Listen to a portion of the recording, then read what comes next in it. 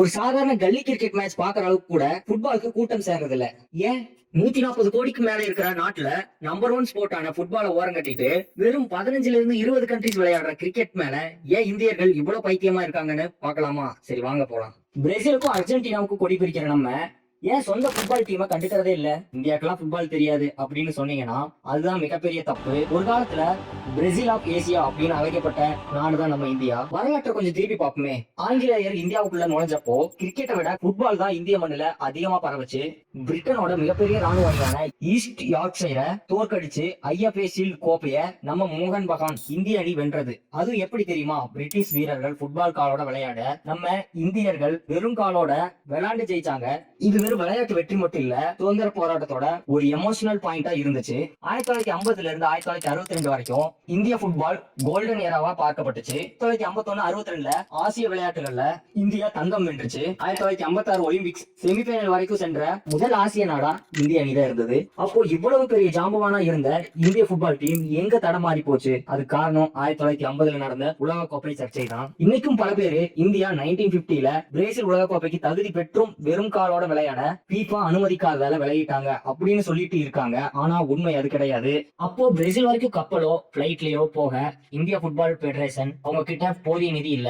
அந்த காலத்துல இந்தியாவுக்கு உலக கோப்பை விட ஒலிம்பிக்ஸ் தான் பெரிய விஷயமா தெரிஞ்சது. வெறும் 90 நிமிஷம் ஆடக்கூடிய ஃபுட்பாலை விட 5 நாட்கள் நடக்கிற டெஸ்ட் கிரிக்கெட் தான் அப்போதைக்கு நிறைய பேருக்கு பிடிச்சிருந்தது. இந்த மெயின் ரீசனாலேயே ஃபுட்பால் கதவை அப்படியே மூடிச்சு. ஃபுட்பால் இப்படி வீழ்ச்சியை நோக்கி போக கரெக்டா ஜூன் 25, 1983 அன்னைக்கு லார்ட்ஸ் மைதானத்துல ஒரு அற்புதம் நடந்துச்சு. யாருமே எதிர்பார்க்காத சூழல்ல கபில் தேவ் தலைமையிலான இந்திய கிரிக்கெட் அணி உலக சாம்பியனா வெஸ்ட் இண்டீஸை வீழ்த்தி வேர்ல்ட் சாம்பியன் ஆனாங்க. அந்த ஒரு இரவு இந்தியன் ஸ்போர்ட்ஸ்லயே தலைகீழா மாத்துச்சு. கரெக்டா இதே காலகட்டத்துல தான் இந்திய கலர் டிவிகளும் தூர்தர்ஷன் சேனல்கள்ல வீடுகளுக்குள்ள வர ஆரம்பிச்சது. பிசிசிஐ இதை மிகச்சரியா பயன்படுத்திக்கிட்டாங்க. சச்சின் டெண்டுல்கர் அப்படின்ற ஒரு சூப்பர் ஸ்டார் உருவாட்டாரு. பிராண்ட் விளம்பரங்கள், பணம், மீடியா எல்லாமே கிரிக்கெட் பக்கம் திரும்பிச்சு. கிரிக்கெட் கார்பரேட் உலகத்தோட தங்க முட்டையிடும் வாத்தா மாறுச்சு. சரி, இன்னைக்கு இருக்கிற யதார்த்தமான காரணங்களை பார்ப்போம். ஒரு சின்ன சந்து மொட்டை மாடி போதும் கிரிக்கெட் விளையாட. ஆனா பெரிய கிரவுண்ட், கரெக்டான பிளேஸ் வேணும் ஃபுட்பால் விளையாடுறதுக்கு. 50க்கும் மேற்பட்ட இன்டர்நேஷனல் கிரிக்கெட் ஸ்டேடியம்ஸ் இந்தியால இருக்கு. ஆனா ரொம்ப கம்மியா தான் உலகத்தரம் வாய்ந்த ஃபுட்பால் ஸ்டேடியம்ஸ் இருக்கு. கிரிக்கெட்ல உலகின் பணக்கார விளையாட்டு வாரியமா பிசிசிஐ இருக்கு.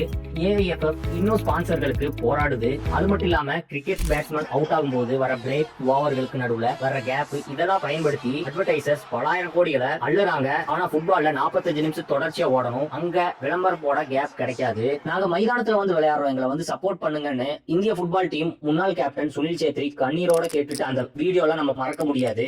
ஆனா இப்ப நிலைமை மெல்ல மெல்ல மாறிட்டு வருது. ஐஎஸ்எல் மூலமா, நியூ ஜெனரேஷன் ஃபேன்ஸ்கள் மூலமா இந்திய ஃபுட்பால் மீண்டும் ரைஸ் ஆக ஆரம்பிச்சிருக்கு. கிரிக்கெட் கொண்டாடுவோம், அதே நேரத்துல நம்ம நாட்டுக்காக ஓடி ஓடி வேலை சிந்துற நம்ம ஃபுட்பால் பிளேயர்ஸையும் கொண்டாடுவோம். இந்தியா எப்ப உலக கோப்பை ஃபுட்பால் விளையாடும்னு நீங்க நினைக்கிறீங்க அப்படின்னு கமெண்ட்ல சொல்லிட்டு போயிருங்க. தேங்க்ஸ் ஃபார் வாட்சிங்.